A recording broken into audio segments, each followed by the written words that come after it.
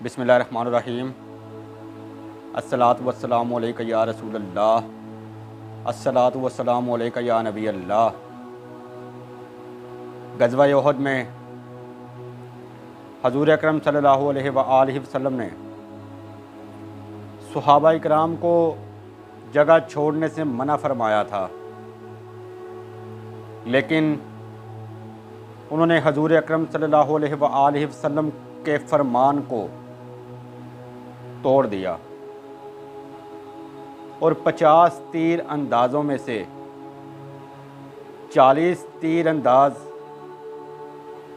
मैदान छोड़कर माले गनीमत इकट्ठा करने लग पड़े। अब कुफ़ार ये सब कुछ देख रहे थे, तो उन्होंने छुपकर मुसलमानों पर हमला कर दिया। मुसलमानों ने हथियार उतार रखे थे। खालिद बिन वलीद ने हमला किया और मुसलमानों को मूली गाजर की तरह काटना शुरू कर दिया। हज़ूर अकरम सल्लल्लाहु अलैहि वसल्लम ने आवाज़ दी कि इस गिरोह को कौन हटाएगा।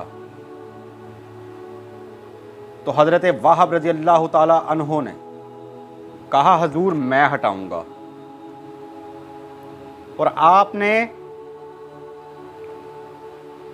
शेर की तरह कुफ़ार पर हमला किया और उन्हें हज़ूर अकरम सल्लल्लाहु अलैहि वसल्लम तक पहुंचने से रोक दिया। फिर उन्होंने दूसरी मर्तबा हमला किया तो हजूर ने फिर आवाज़ दी कि कौन है जो इस गिरोह को हटाएगा। तो फिर हज़रत वाहब ने वही जवाब दिया कि हजूर मुझे इजाज़त दीजिए, मैं इन्हें आपसे दूर करता हूँ। और फिर आपने दूसरे गिरोह पर हमला किया और उसने भागने पर मजबूर कर दिया। इसी तरह तीसरे गिरोह ने भी हमला किया और हजूर ने फिर पूछा कि कौन इस गिरोह को हमसे दूर करेगा। फिर हजरत वाहब ने कहा, हजूर मैं दूर करूंगा। फिर उन्होंने पहले नेज़े से वार किया और फिर तलवार से कुफ़ार पर हमला किया और उन्हें भगा दिया। हजूर अकरम सल्लल्लाहु अलैहि वसल्लम ने इरशाद फरमाया, क्या वाहब उठो, जन्नत की बशारत हासिल करो। उन्होंने जब इस जन्नत की बशारत को सुना तो वो कुफ़ार के लश्कर में कूद पड़े और उन्हें मूली गाजर की तरह काटना शुरू कर दिया।